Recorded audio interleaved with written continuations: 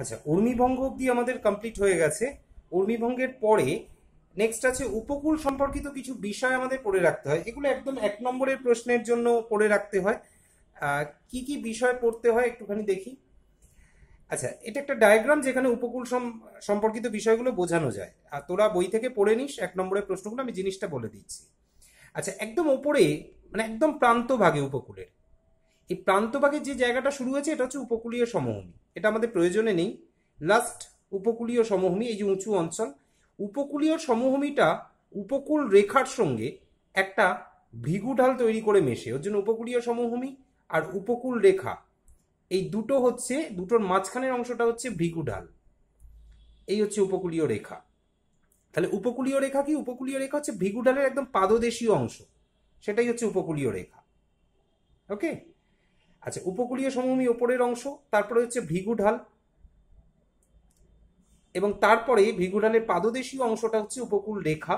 এবং এই পাদদেশীয় অংশ থেকে একদম যতখানি অবধি সমুদ্রের জল প্রবাহিত হয় বা সমুদ্রের জলের জোয়ারের যে শেষ সীমা, ঊর্ধ্ব সীমা, ততখানি পর্যন্ত অংশটা হচ্ছে উপকূল। ওকে। পাদদেশীয় অঞ্চল, ভৃগুঢালের পাদদেশীয় অঞ্চল বা উপকূল রেখা থেকে একদম শেষ পর্যায়টা, শেষ যেখানে সমুদ্রের জল জোয়ারের সময় শেষ পর্যন্ত উঠে আসে, সেই অংশটা পর্যন্ত দূরত্বকে বা অঞ্চলকে বলা হয় উপকূল। তার মানে উপকূল আর ভৃগুঢাল অ্যাকচুয়ালি উপকূল রেখায় মিলিত হয়।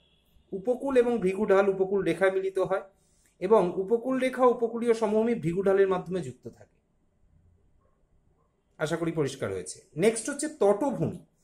তটভূমি হচ্ছে উপকূল রেখা থেকে মহিষোপান পর্যন্ত। মহিষোপান মানে, মহিষোপান আর মহিঢাল দুটো টার্ম পড়েছিস তোরা আগে।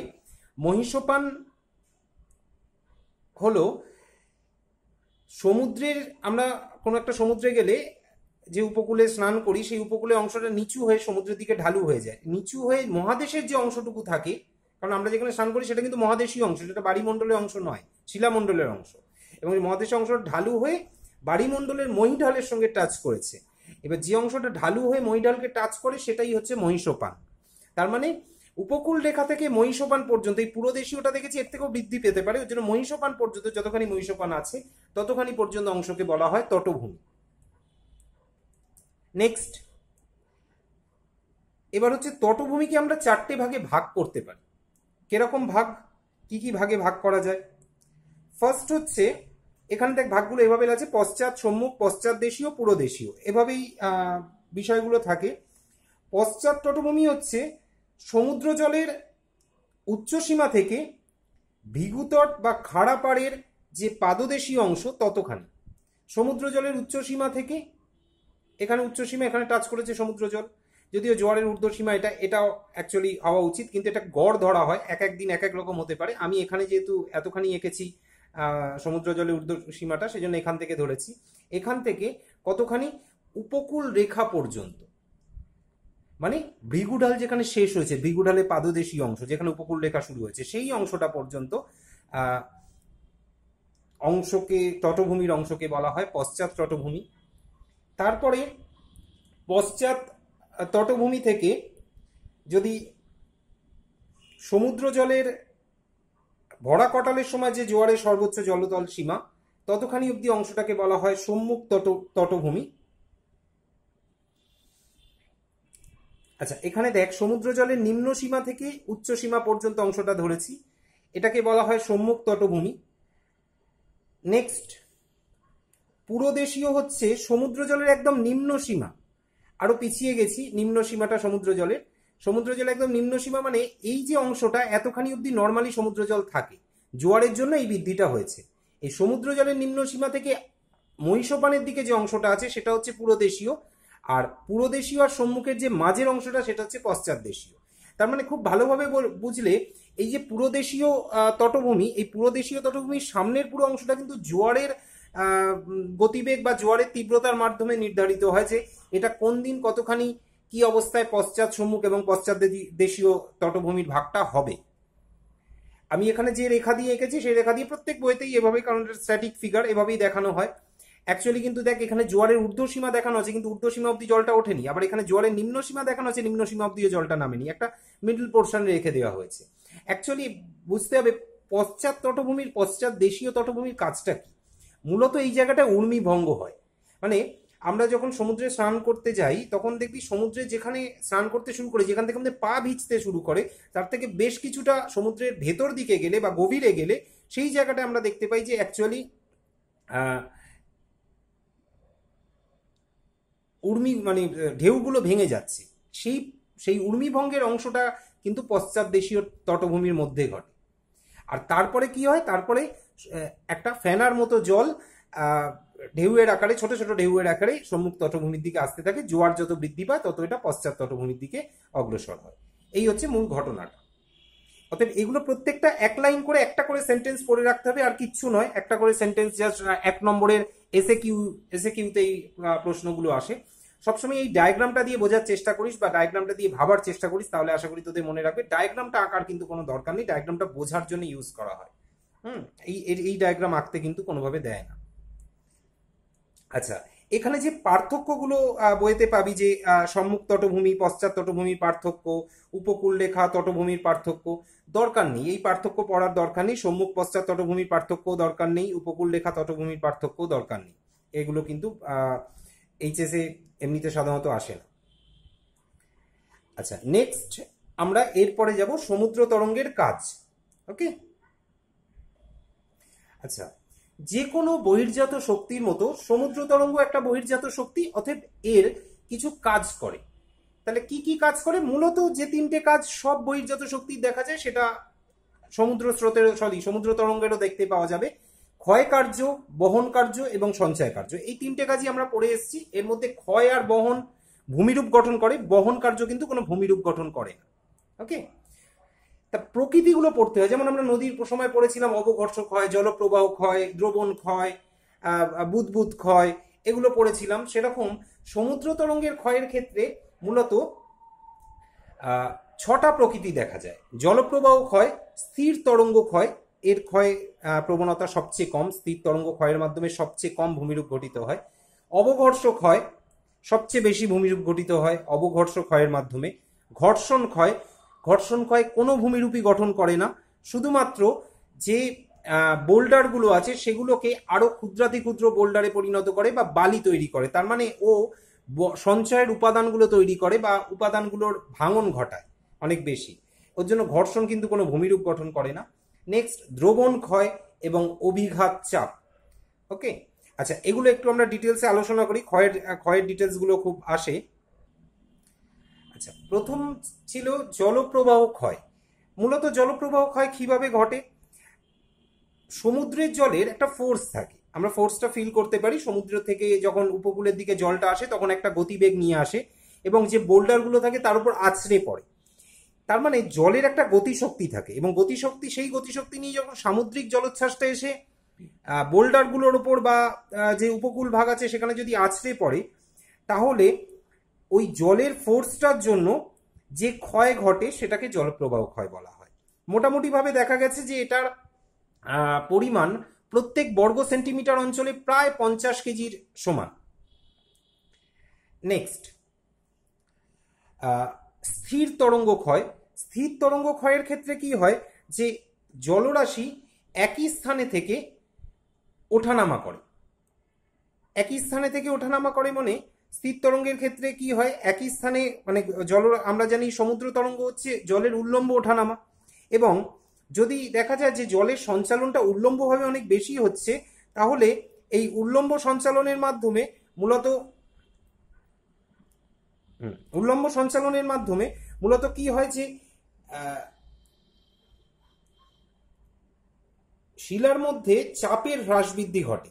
কারণ কি, দেখা গেল যে সমুদ্রের নিচে যে অংশের ওপর এই জলরাশিটার উল্লম্ব সঞ্চালন হচ্ছে, সেই অংশের শিলাস্তরের উপর বারবার চাপের পার্থক্য ঘটছে। এই চাপের পার্থক্যের জন্য শিলা ক্রমশ প্রসারিত ও সংকুচিত হতে থাকে, এবং একটা সময় গিয়ে দেখা যায় যে শিলাস্তর ভেঙে যাচ্ছে। এই রকম ক্ষয়কে অনেকে ক্লপটিস ক্ষয় বলে থাকেন। ক্লপটিস কথাটা ক্ল্যাপ থেকে এসছে, ক্ল্যাপ যেরকম হাততালি দিলে যেরকম শব্দ হয়, সেখান থেকে ক্লপটিস ক্ষয় এসছে। তার কারণ কি, বারবার জলটা উঁচু হয়ে গিয়ে শিলাস্তরের মতো চাপ দিতে থাকে। মানে যদি ওপরের হাতটাকে জল ধরা হয় এবং নিচের হাতটাকে শিলাস্তর ধরা হয়, তাহলে যদি আমরা ওপর নিচে হাততালি দিয়ে ওপরে একটা হাত নিচে একটা হাতের তালু রেখে, তাহলে দেখা যায় যে যে আওয়াজটা হয় ক্লপটিসের ক্ষেত্রে এরকম কিছু সাউন্ড দেখা যায়, এবং সেই সাউন্ডের ভিত্তিতেও এই অঞ্চলটাকে এই ক্ষয়টাকে ক্লপটিস ক্ষয় বলা হয়। এটা কিন্তু জলপ্রবাহ ক্ষয়ের যেরকম অনুভূমিকভাবে ঘটছিল, স্থির তরঙ্গ ক্ষয় উল্লম্বভাবে ঘটে, ব্যাপারটা কিন্তু একই। জলপ্রবাহ ক্ষয় গতিশক্তি নিয়ে আঘাত করে, স্থির ক্ষয় জলের চাপটার মাধ্যমে আঘাত করে। এইগুলো হচ্ছে এদের মূল মৌলিক পার্থক্য। আচ্ছা, অবঘর্ষ ক্ষয়ের ক্ষেত্রে কি? আচ্ছা, অবঘর্ষ ক্ষয় যে কোনো জায়গাতেই থাকুক, একটা সহজ জিনিস শোন এবং মনে রাখিস। অবঘর্ষ ক্ষয় প্রসেসটা হচ্ছে যে জিনিসটা ক্ষয় হবে, যে জায়গাটার ওপর ক্ষয় হবে, সেই জায়গাটা কিন্তু স্ট্যাটিক, সেটা কোনোভাবেই গতিশীল হবে না। কিন্তু যে ক্ষয়কারী উপাদানটা আছে, যেটা ক্ষয় করবে, সেটা গতিশীল হবে। তার মানে সমুদ্রের উপকূলের যে স্থির শিলাস্তর, যে ধর কোনো জায়গায় দেওয়াল থাকতে পারে, কোনো জায়গায় উপকূল ভাগের কঠিন শিলা থাকতে পারে, এই শিলাস্তরের ওপর যখন সমুদ্রের জলটা সোয়াশটা আসছে, মানে সমুদ্রের জলটা আসছে, ঢেউটা আসছে, এসে ওপর দিকে উঠে গেল এবং যাওয়ার সময় আবার নিচের দিকে নেমে যাচ্ছে, এই ওপরে ওঠা এবং নিচে নামার জন্য দেখা যাবে যে ওই ওপরে বারবার ওপরে ওঠা এবং নিচে নামার জন্য সোয়াশটা আসছে, ব্যাকওয়াশটা, মানে সোয়াশটা কি করছে, একটা আঁচড়ের মতো দাগ ফেলছে শিলাস্তরে, আবার যাবার সময় ব্যাকওয়াশটা একটা আঁচড়ের মতো দাগ ফেলছে। এই যে বারবার দিনের পর দিন এরকম ঘটতে থাকছে, এই পার্টটাকে বলা হয় অবঘর্ষ। মানে একটা ঘষে দিয়ে ওই জায়গাটা চলে যাচ্ছে এবং ক্রমাগত এরকম অবঘর্ষ ঘটতে ঘটতে একটা সময় গিয়ে একটা ভূমিরূপ গঠিত হয়। ঘর্ষণ ক্ষয় ঠিক ওই বলেছি যে জলের মধ্যে বাহিত প্রস্তরখণ্ড, নুড়ি পাথর, এগুলো পরস্পরের মধ্যে ঢেউয়ের ধাক্কা লেগে যখন আরো ক্ষুদ্র বালুকণা তৈরি করে, সেগুলোকে আমরা ঘর্ষণ ক্ষয় বলে থাকি। আচ্ছা, দ্রবণ ক্ষয়ের ক্ষেত্রে দেখা যায় সাধারণত সমুদ্র জলের সঙ্গে কিছু রাসায়নিক পদার্থ, যেটা অয়েল ট্যাঙ্কারের মাধ্যমে মিশতে পারে, যেটা অন্য কোনো রাসায়নিক পদার্থ কোনো বার্চের মাধ্যমে বহন করা হলে তার মাধ্যমে মিশতে পারে।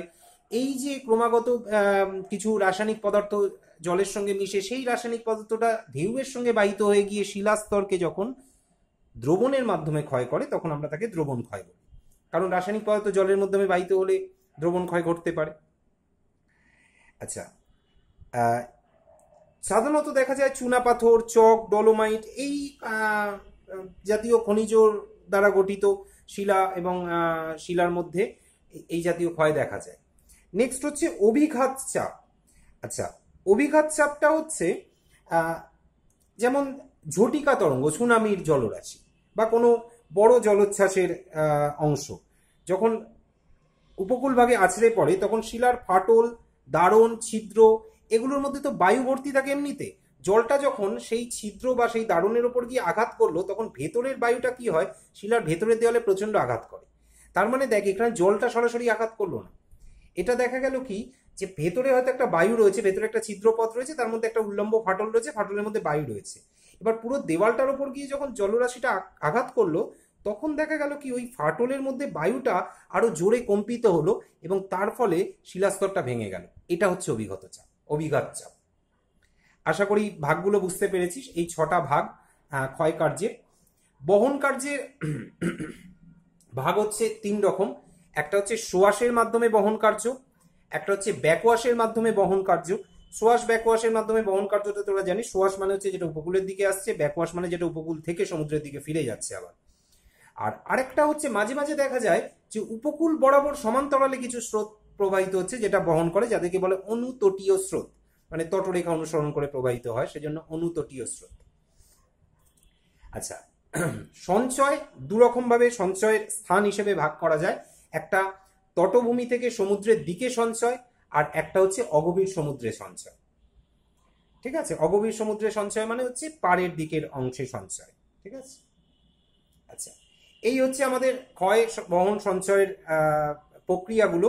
এর মধ্যে 2 নম্বর বা 3 নম্বরের প্রশ্ন হিসেবে শুধুমাত্র ক্ষয়ের প্রক্রিয়া আসে, বহন বা সঞ্চয়ের প্রক্রিয়া কোনোদিন এইচএস দেয়নি। নেক্সট, সামুদ্রিক ক্ষয়কে নিয়ন্ত্রণ করে কোন কোন বিষয়গুলো? এটাকে আমি 3টে ভাগে ভাগ করেছি, বইয়েতেও দেখবি 3টে ভাগ করা আছে।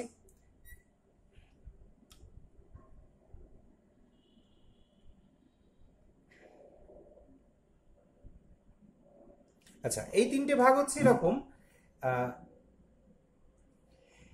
তরঙ্গের উচ্চতা ও শক্তি সম্পর্কিত কিছু বিষয়, তরঙ্গের উচ্চতা ও শক্তি সম্পর্কিত যে বিষয়গুলো ব্যাখ্যা করে, যেমন তার বায়ুপ্রবাহের গতি যদি বেশি হয় তাহলে তরঙ্গটার শক্তি বেড়ে যাবে। কারণ কি, তরঙ্গের নিজস্ব শক্তির সঙ্গে বায়ু ওকে আলাদা ফোর্স দিচ্ছে, তাহলে শক্তি বেড়ে যাবে। এবং সেই গতির বায়ুপ্রবাহ যদি অনেকক্ষণ ধরে গতিশীল হয়, অনেকক্ষণ ধরে প্রবাহিত হয়, তাহলে এই যে বেশি গতির বায়ুপ্রবাহের স্থায়িত্ব সামুদ্রিক ক্ষয়ের প্রবণতা বাড়ায়।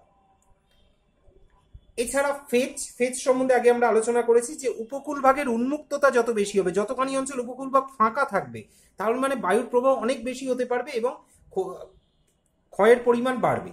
সুনামি সম্বন্ধে জানি, সুনামিটা আমি ডিটেলস বলছি না। সুনামি বিধ্বংসী ধ্বংসকারী একটা বন্দর ঢেউ, যেটা উপকূল ভাগকে প্রচণ্ডভাবে ক্ষয় করে এবং বিভিন্ন রকম ধ্বংসলীলা চালায়। নেক্সট পয়েন্টে আসছি উপকূলের প্রকৃতি সম্পর্কিত। উপকূলের প্রকৃতি কি, ধরো উপকূলীয় শিলাটা কিভাবে গঠিত। যদি চুনাপাথর হয়, দুর্বল শিলা হয়, ক্ষয়প্রাপ্ত হবে বেশি। যদি গ্রানাইট হয়, ক্ষয়প্রাপ্ত হবে কম। যদি ব্যাসাল্ট হয়, ক্ষয়প্রাপ্ত হবে কম। এখন যদি পাললিক শিলা হয়, বেলে পাথর, তাহলে ক্ষয়প্রাপ্ত হবে বেশি। তার মানে উপকূলীয় শিলাটার কাঠিন্য কিরূপ, তার কাঠিন্য যদি বেশি হয় তাহলে তার ক্ষয় প্রতিরোধী ক্ষমতা বেশি হবে। কিন্তু কাঠিন্য কম হলে স্বাভাবিকভাবে তাড়াতাড়ি ক্ষয় হবে। নেক্সট হচ্ছে শিলায় ফাটল ও দারণের পরিমাণ। শিলায় ফাটল ও দারণ যত বেশি থাকবে, অভিঘাত চাপের কথা বলছিলাম যে ফাটল দারণে বায়ুটা আটকে থাকে এবং জলটা গিয়ে যখন শিলাস্তরে ধাক্কা দেয় তখন ভেতরের ওই ফাটলের ভেতরে বায়ুটা শিলার দেওয়ালে চাপ দিয়ে শিলাস্তরকে ফাটিয়ে দেয়। তার মানে শিলায় ফাটল দারণে পরিমাণ বেশি থাকলে অভিঘাত চাপেরও পরিমাণ বাড়বে। নেক্সট হচ্ছে উপকূলের রূপরেখা। উপকূলটা কিরকম, উপকূলটা পাথুরে উপকূল না উপকূলটা বালির উপকূল, উপকূলের শিলাস্তর, উপকূলের বিন্যাস কিরকম তার উপর নির্ভর করবে সামুদ্রিক ক্ষয় কিরূপ হতে পারে। লাস্ট হচ্ছে সমুদ্র সম্পর্কিত। সমুদ্র সম্পর্কিত হচ্ছে সমুদ্র তরঙ্গ কি কি বোঝা বহন করে আনছে, মানে সেই বোঝাগুলোর কৌণিক কতখানি তীক্ষ্ণ। মানে অনেক সময় হয় বোল্ডারগুলো খুব তীক্ষ্ণ আকৃতির, তাহলে ক্ষয়ের পরিমাণ বেশি হবে, ক্ষয়ের প্রবণতা বেশি থাকবে। বোল্ডারগুলোর আকৃতি কিরূপ, বোল্ডারগুলোর ওজন কিরূপ, এইগুলোর ওপর, আকৃতি পরিমাণ এগুলোর ওপর নির্ভর করবে কতখানি উপকূল ভাগকে ক্ষয় করবে। এছাড়া তরঙ্গের প্রতিসরণ ক্ষমতা যদি খুব বেশি থাকে তাহলে সামুদ্রিক ক্ষয় অনেক বেশি হতে পারে। জোয়ার ভাটার পরিমাণ যদি বেশি থাকে, জোয়ার ভাটার তীব্রতা যদি বেশি থাকে, বা যে সময়, যে যেমন অমাবস্যা ঋতুতে ভরা জোয়ারের তীব্রতা অনেক বেশি হয়, তবে যে সময় জোয়ারের তীব্রতা বেশি হয় সে সময় ক্ষয়ের পরিমাণ কিছুটা বেশি হয়। এছাড়া পুরোদেশীয় তটভূমিতে জলের গভীরতা যদি খুব বেশি থাকে তাহলে সেখানে আমরা স্থির তরঙ্গ ক্ষয় বা ক্লপটিসের পরিমাণ অনেক বেশি দেখতে পাই। পুরোদেশীয় তটভূমিতে জলের গভীরতা বেশি থাকলে কি হবে, উল্লম্ব চাপ অনেক বেশি হবে এবং সেজন্য শিলাস্তর ক্ষয় হয়ে যেতে পারে। ওর জন্য এই টাইপের স্থির তরঙ্গ ক্ষয় হতে পারে। তা এই মোটামুটি সামুদ্রিক ক্ষয় নিয়ন্ত্রক। এটার ডিটেলস বা প্রত্যেকটার ব্যাখ্যা প্রয়োজন হয় না। 2 নম্বরের মতো আসতে পারে, 3 নম্বরের মতো আসতে পারে। আমি বলবো যে সব পয়েন্টগুলোই পড়ে রাখিস, শুধু পয়েন্টগুলোই পড়ে রাখিস, জিনিসটার সম্বন্ধে ডিটেলস লেখার দরকার নেই। ভিডিওটা আমি বুঝিয়ে দিলাম, তোদের যদি দরকার হয় এটা বারবার শুনিস। আচ্ছা, নেক্সট এর পরের পার্টে আসছি আমরা। আচ্ছা, আমি ডিটেলস শ্রেণী বিভাগটা গেলাম না। শ্রেণী বিভাগটা তোরা যদি যে কোনো বইতেই দেখিস, শ্রেণী বিভাগগুলোর ভাগ দেখতে পারিস। আমি বলবো এক্ষেত্রে একটু সমরেন্দ্রনাথ মোদকটা ফলো করিস। ক্ষয়জাত ভূমিরূপ কি কি আছে আমি একটু মুখে বলে দিচ্ছি। ক্ষয়জাত ভূমিরূপ হিসেবে আছে সমুদ্র ভৃগু, সমুদ্র গুহা এবং স্ট্যাক, এই তিনটে। এবং এর তিনটের সঙ্গে কিছু সংশ্লিষ্ট ভূমিরূপ আছে, যেরকম আগের বারে কার্স্ট অঞ্চলের ক্ষেত্রে ছিল। মূল ভূমিরূপ তিনটে, সমুদ্র ভৃগু, সমুদ্র গুহা এবং স্ট্যাক। আর সঞ্চয়জাত ভূমিরূপও তিনটে আছে, সামুদ্রিক বাঁধ, উপসাগর, লেগুন। তাই আমি তিনটে আলোচনা করছি, তবে শ্রেণী বিভাগের সবগুলো নাম কিন্তু লাগবে, যে কোনো বই থেকে পড়তে পারিস, কোনো অসুবিধা নেই। আচ্ছা, ফার্স্ট হচ্ছে সমুদ্র ভৃগু। আমরা আগে দেখেছি সমুদ্র ভৃগুর অবস্থান। সমুদ্র ভৃগু মূলত সমুদ্র ভৃগু তৈরি হয় ঝটিকা তরঙ্গের আঘাতে। কারণ দেখ, সমুদ্র ভৃগুটা যে ছবি দেখেছিলি, উপকূল সংক্রান্ত পরিভাষা দেখিয়েছিলাম, সেই সমুদ্র ভৃগু কিন্তু সমুদ্র ভৃগু পর্যন্ত কিন্তু সবসময় জলরাশিটা পৌঁছায় না। তার মানে যখন কোনো ঝটিকা তরঙ্গ, সুনামির মতো বড় কোনো তরঙ্গ তৈরি হয়েছিল, তখন দেখা গেছিল যে এরকম তরঙ্গের প্রবাহিত হয়, যখন এরকম তরঙ্গের ক্রমাগত আঘাতে উপকূলীয় ভূখণ্ডে প্রথমে একটা খাঁজের সৃষ্টি হয় এবং সেই খাঁজটার উপর ক্রমাগত যখন আরো আঘাত হতে থাকে ঝটিকা তরঙ্গে, তখন এই ক্রমাগত ক্ষয়ের ফলে খাঁজটা বৃদ্ধি পেয়ে একটা খাড়া তল গঠন করে। এখানে দেখ প্রথমে একটা খাঁজ তৈরি হয়েছে, খাঁজের পর একটা খাড়া তল সৃষ্টি করেছে, এবং খাড়া তল সৃষ্টি করার পর একটু ভেতর দিকে ঢুকে গেছে, এবং পরবর্তীকালে এই মুখের অংশটা ভেঙে পড়ে যায় এবং একটা লম্বা ধাপ তৈরি হয়। যেরকম জলপ্রপাতের ক্ষেত্রে দেখেছিলি যে একটা যে শিলাস্তরটা অবলম্বনহীন অবস্থায় থাকে নিচে, সেটা ভেঙে পড়ে যায় এবং একটা কৌণিক দাগ তৈরি হয়, অনেকটা এরকম একটা পার্ট তৈরি হতে পারে দাগ।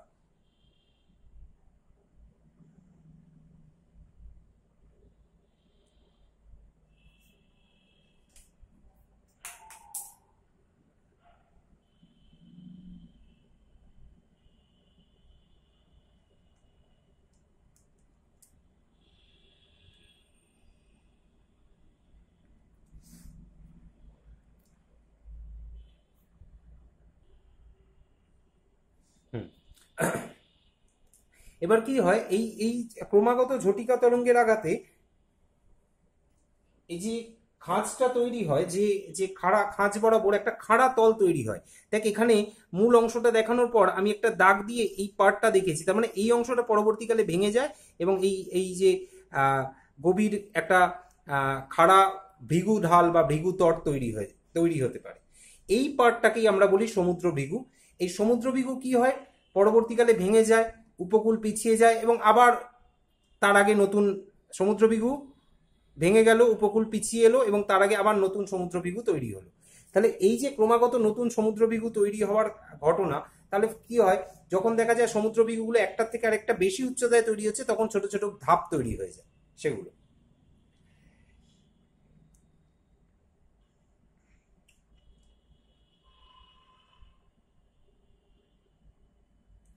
যেমন দুরকম ভাবে, যদি শিলার নতি সমুদ্রের দিকে থাকে, মানে শিলার ঢালটা সমুদ্রের দিকে থাকে, তাহলে সমুদ্র ভৃগু অমসৃণ ও ধাপযুক্ত হয়।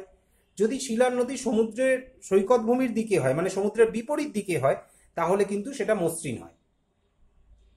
ওকে, আচ্ছা, শ্রেণী বিভাগের দিক থেকে দেখা যায়, শ্রেণী বিভাগের এটা শুধু পড়ে রাখি, শ্রেণী বিভাগের দু রকম দেখা যায়, একটা গঠন প্রকৃতির ভিত্তিতে ক্ষয় প্রতিরোধী ভৃগু, যৌগিক ভৃগু। যৌগিক ভৃগু মানে একাধিক ধাপ দেখা যায়, যেখানে দুর্বল ভৃগু, জটিল ভৃগু। জটিল ভৃগুর ব্যাপার হচ্ছে, যখন যৌগিক ভৃগুর একাধিক ধাপ বিভিন্ন শিলায় গঠিত হয়, তখন সেটাকে জটিল ভৃগু বলা হয়। গঠনের পর্যায় অনুসারে তিনটে দেখা যায়, সক্রিয়, নিষ্ক্রিয় আর পূর্বতন। তার মানে যেখানে এখন কাজ হচ্ছে, নতুন ভৃগু তৈরি হচ্ছে, যেখানে পূর্বে তৈরি হয়েছে, এখন তৈরি হচ্ছে না কিন্তু ভবিষ্যতে তৈরি হওয়ার সম্ভাবনা আছে, সেটা নিষ্ক্রিয়। আর যেটা তৈরি হওয়ার সম্ভাবনা নেই, সেটা হচ্ছে পুরোপুরি পূর্বতন ভৃগু। আচ্ছা, সংশ্লিষ্ট ভূমিরূপের মধ্যে আমরা দুটো পাই, একটা তরঙ্গ কর্তিত মঞ্চ, যেটা একদম বলছিলাম যে ভৃগু যখন উপকূল পিছিয়ে যায়, ভৃগুগুলো ভেঙে আরো পেছনে চলে যাচ্ছে, মানে এই ভৃগুটার পর পেছনে যদি আবার একটা ভৃগুতট গঠন হয়, তাহলে কি হবে, একাধিক ভৃগুতট যখন গঠিত হয় তখন সেগুলো মঞ্চের মতো মনে হয়, এবং এই মঞ্চের উপরের ক্ষয়প্রাপ্ত যে কঠিন শিলা থাকে তাকে বলা হয় রক রিফ। আর মঞ্চের উপরের যে অবনমিত স্থান থাকে, মাঝে মাঝে দেখা যায় ভৃগুর উপরে কিছু অবনমিত স্থান আছে যেখানে জোয়ারের জল গিয়ে আটকে গেছে, এই জন্য এগুলোকে বলা হয় টাইডাল পুল। টাইড মানে জোয়ার, সেখান থেকে এসছে টাইডাল পুল। মঞ্চের উপরে যে অবনমিত স্থান, সেখানে মাঝে মাঝে জোয়ারের জল ওঠার সময় ওখানে গিয়ে আটকে যায়, জলটা নেমে আসতে পারে না, যেহেতু অবনমিত স্থান থাকে, এটাকে টাইডাল পুল বলা হয়। আর যদি ভৃগু সংলগ্ন এই খাঁজটা কোনো গভীরতর রূপ নেয়, মানে প্রচুর ঝটিকা তরঙ্গ, হঠাৎ করে একটা সুনামি এসে একটা দীর্ঘায়িত এবং গভীর খাঁজ তৈরি করলো, তখন সেটাকে আমরা বলি ক্যাজম। ক্যাজম। ওকে, নেক্সট। আচ্ছা, নেক্সট হচ্ছে সমুদ্র গুহা। সমুদ্র তরঙ্গের ক্ষয়ের মাধ্যমে তৈরি হয়। কিভাবে তৈরি হয়, যে ঝটিকা তরঙ্গের মাধ্যমে যদি কোনো ভৃগু সৃষ্টি হয়, যেটা আমরা আগে দেখলাম, ভৃগু সৃষ্টি যদি সম্পূর্ণ হয়ে যায়, তাহলে ওই ভৃগু ঢালের পাদদেশ থেকে সমুদ্রের দিকে একটা অগ্রভূমি সৃষ্টি হয়। এই অগ্রভূমির মধ্যে, অগ্রভূমির যে শিলা থাকে, সেই শিলার মধ্যে কোনো দারণ বা ফাটলের মধ্যে বারবার যদি সমুদ্রের জোয়ারের জল বা বিভিন্ন জলোচ্ছ্বাস এসে আঘাত করে, তাহলে ক্যাজম সৃষ্টি হয়। এবং এর ফলে দেখা যায় সামুদ্রিক তরঙ্গের ক্ষয় যদি আরো প্রসারিত হতে থাকে, আরো ক্ষয়ের পরিমাণ বাড়তে থাকে, তাহলে ক্যাজমের মুখগুলো বা সেই ফাটলের মুখগুলো আরো প্রসারিত হয় এবং গভীর হয়ে সমুদ্র গুহা গঠন করে। এখানে দেখ একটা ডায়াগ্রাম দেখানো হয়েছে, এরকমই একটা ক্যাজম তৈরি হয়, যেটা বৃদ্ধি হয়ে সমুদ্র গুহা গঠন করেছে। এবং এই সমুদ্র গুহার সঙ্গে একটা মাঝে মাঝে দেখা যায় যে সমুদ্র গুহার ভিতরের অংশে সমুদ্র তরঙ্গের আঘাতে চাপ সৃষ্টি করে একটা উল্লম্বভাবে এই এই যে এখানে ফাটলটা তৈরি হয়েছে, ফাটলের মধ্যে দিয়ে জলটা বারবার ঢুকে সেই জলের চাপের দরুন উল্লম্ব একটা টানেলের মতো তৈরি হয়েছে এবং যার একটা মুখ তৈরি হয়েছে ওপরের শিলাস্তর।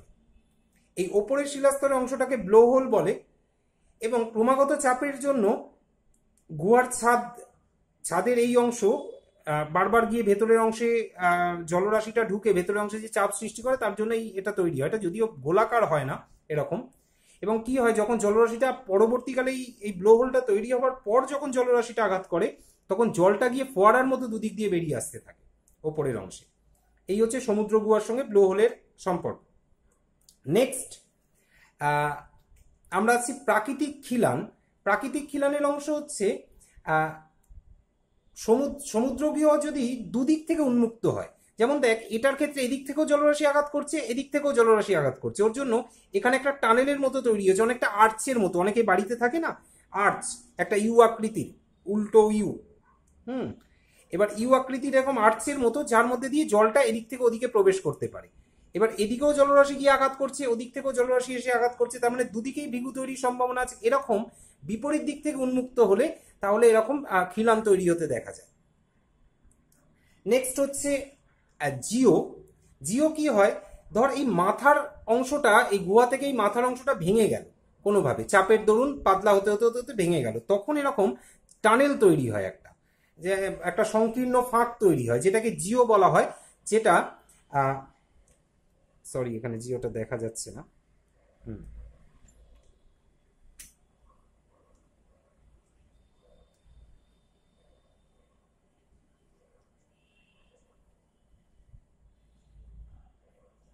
যেটাকে জিও বলা হয়। স্কটল্যান্ড ও ফ্যারো দ্বীপপুঞ্জে এটাকে ইয়ানো বলা হয় কোনো কোনো জায়গায়, আর সাধারণত আমরা এটাকে জর্জ বা গর্জ বলে থাকি। ঠিক আছে। আচ্ছা, এছাড়া ব্লো হোল, প্রাকৃতিক খিলান, জিও, এগুলোই হচ্ছে ভূমিরূপ। এছাড়া অন্যান্য ভূমিরূপগুলো কোপ, বাইট, উপসাগর এগুলো দেখা যায়, কিন্তু এগুলো সিলেবাসের মধ্যে নেই, আমি এর জন্য এগুলো ডিটেলসে যাই। নেক্সট, আচ্ছা পরের পার্টটা আমি এখানেই পড়িয়ে দিই একটুখানি। দেখ এই যে ছোট অংশগুলো দেখছি, স্ট্যাক স্ট্যাম্প নাম দিয়েছে, স্ট্যাম্পটা আমরা এখানে ভালো বুঝতে পারছি না, এই অংশটাও কিন্তু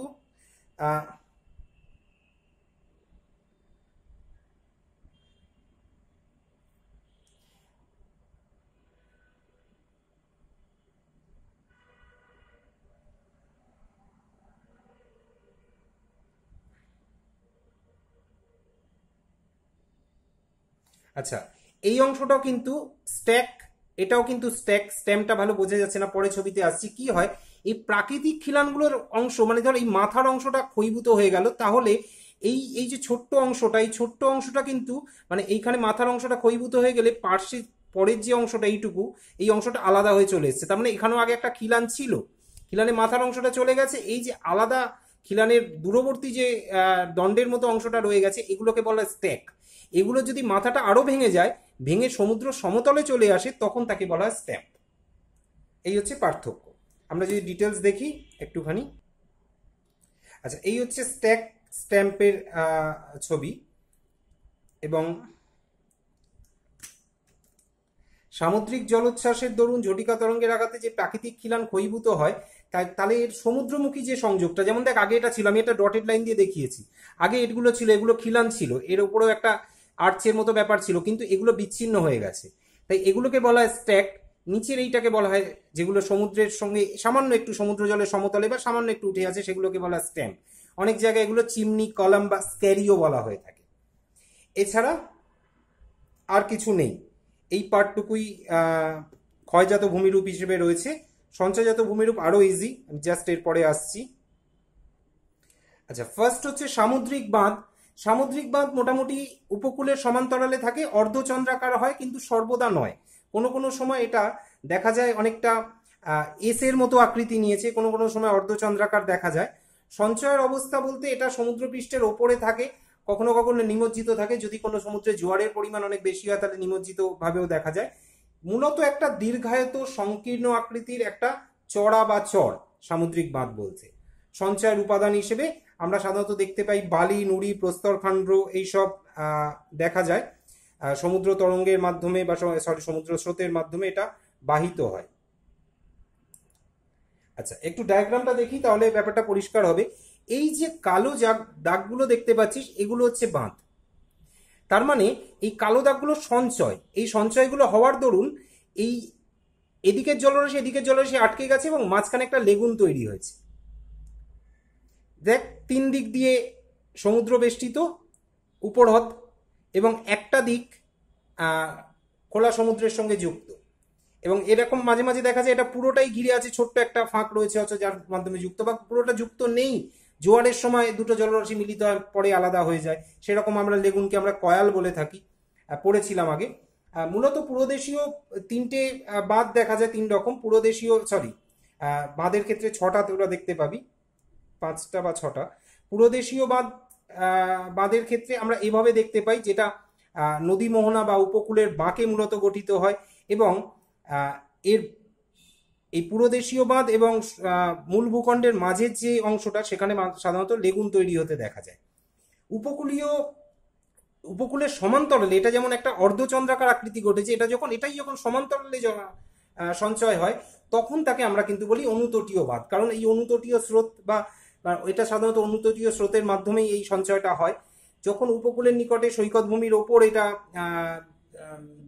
নিমজ্জিত, জোয়ারের সময় সম্পূর্ণ নিমজ্জিত একটা বালির বাঁধ গঠিত হয়, তখন আমরা তাকে অনুতটীয় বাঁধ বলে থাকি। অনেক সময় উপকূল থেকে বিচ্ছিন্ন সমুদ্রপৃষ্ঠের উপরে স্থায়ীভাবে গঠিত কিছু বাঁধ দেখা যায়, যাকে প্রতিবন্ধক বা সৈকত বা দ্বীপ বলা হয়। এরকম বাঁধ কোনো কোনো ক্ষেত্রে দেখা যায়। এরকম প্রতিবন্ধক সৈকত দ্বীপ কিন্তু লাক্ষাদ্বীপ। আচ্ছা, নেক্সট পরের পার্টটায় আসছি আমরা। আচ্ছা, নেক্সট আছে স্পিট 4 নম্বরে। এগুলো কিন্তু সব সামুদ্রিক বাঁধের মধ্যেই। সামুদ্রিক বাঁধ মোট 5টা প্রকারের পড়তে হয়, হয়তো 6টা তোদের নেই।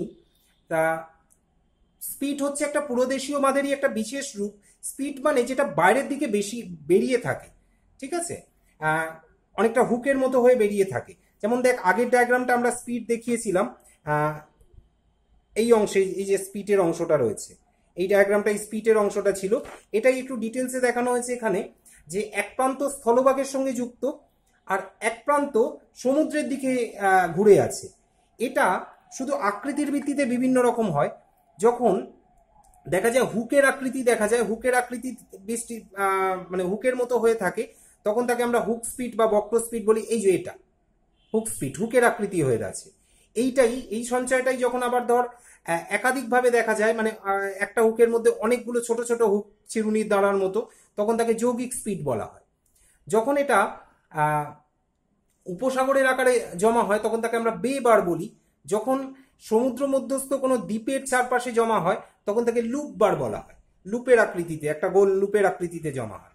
অনেক সময় দেখা যায় সমুদ্রের দিকে কোনো অগ্রভূমি বিস্তৃত হয়ে আছে, সেরকম কোনো অগ্রভূমির দুদিকে জমা হয়েছে অনেকটা পাখার মতো, পাখার ব্লেডের মতো, তখন তাকে বলা হয় পাখাযুক্ত অগ্রভূমি বা পাখাযুক্ত স্পিট। এছাড়া যদি কোনো ক্ষেত্রে তীক্ষ্ণাগ্র স্পিটের মুখটা খুব তীক্ষ্ণ হয়, যেমন দেখ এই অংশগুলো তীক্ষ্ণাগ্র, এই মাথাগুলো কিন্তু আমি একটু চ্যাপ্টায় গেছি, এটা কিন্তু তীক্ষ্ণাগ্র হয়। তাই এই তীক্ষ্ণাগ্রগুলোকে তখন তাকে বলা হয় কাসপেড স্পিড। এরকম ভাবে আকৃতির ভিত্তিতে স্পিডগুলোর ভাগ করা হয়। আমরা এখানে চিল্কা হ্রদের দুটো স্পিডের কথা বলেছি। দেখ, একটা এদিকে ঘুরে এসছে, একটা এদিকে ঘুরে এসছে, মাথা দুটো। এই মাথাটা এদিকে ঘুরে গেছে, ওপরে মাথাটা এদিকে ঘুরে গেছে।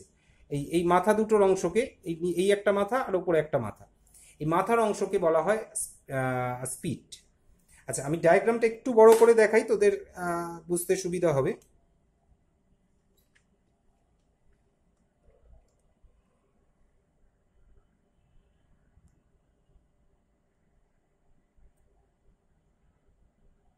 দেখ, এভাবে করবি তাহলে সুবিধা হবে, ঠিক আছে। প্রত্যেকটা ভাগ এখানে দেখা যাচ্ছে। কাসপেড, পাখাযুক্ত স্পিড মানে পাখাযুক্ত অগ্রভূমি, যৌগিক স্পিড, বক্র স্পিড, বে বার, লুপ বার, এগুলো সব এভাবে পয়েন্টিং করিস। এটা কিন্তু স্পিডের কিন্তু ডায়াগ্রাম আঁকতে হবে। সঞ্চয়জাত ভূমিরূপটা কিন্তু ডায়াগ্রাম এঁকেই করতে হবে পুরোটা। তোরা ডায়াগ্রামগুলো এভাবেই করিস, কালার যদি নাও করিস কিন্তু ডায়াগ্রামটা করিস। নেক্সট, আচ্ছা, নেক্সট হচ্ছে টম্বলো। টম্বলো হচ্ছে কোনো দ্বীপের সঙ্গে সেতুর ন্যায় যদি সমুদ্রের উপকূলের থেকে কিছুটা দূরে কোনো দ্বীপ থাকে এবং দ্বীপের সঙ্গে সেতুর ন্যায় কোনো ভূখণ্ড সংযোগ থাকে, তখন সেই অংশকে, সেই সংযোগটাকে বলা হয় বা সেই সঞ্চয়টাকে বলা হয় টম্বল। এই 5 রকম সামুদ্রিক বাঁধ আমরা দেখতে পাই। এই সামুদ্রিক বাঁধ ছাড়া যে বাকি দুটো পয়েন্ট আছে, এই বাকি দুটো পয়েন্ট অত্যন্ত ইজি। একটা হচ্ছে উপহ্রদ বা লেগুন, যেটা আমি আগে বলেছি, এটা সম্বন্ধে আর ডিটেলস বলছি না। উপহ্রদ তোরা জানিস যে যেরকম চিল্কা হ্রদ, হ্যাঁ, মানে সামুদ্রিক বাঁধ আর উপকূলের মধ্যে গঠিত পুরোদেশীয় বাঁধের মাধ্যমে। এই যে অংশটা, এটা কিন্তু পুরোদেশীয় বাঁধ, এটা কিন্তু পুরোদেশীয় বাঁধ। এবং পুরোদেশীয় বাঁধের আর এই মূল ভূমির মাঝখানে যেটা গঠিত হয়েছে এই সামুদ্রিক অংশটা, এটাকে বলে লেগুন বা উপহ্রদ। ওকে, যদি মূল সমুদ্র থেকে সম্পূর্ণভাবে বিচ্ছিন্ন হয়, যেমন দেখ এখানে দুটো দিকে কানেক্টেড আছে, যদি সম্পূর্ণভাবে বিচ্ছিন্ন হয় তাহলে তাকে ফ্লিন্ট বলা হয়।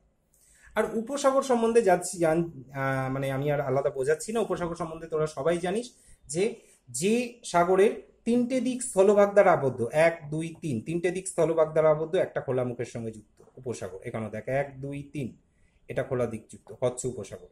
এটা ডায়াগ্রাম দিয়ে একটা বোঝানো আছে। ওকে, যাক, এইটুকু পার্ট আমাদের কমপ্লিট হলো। নেক্সট প্রবাল প্রাচীর পরের আলোচনায় আমরা নেক্সট আলোচনায় আসবো। Thank you.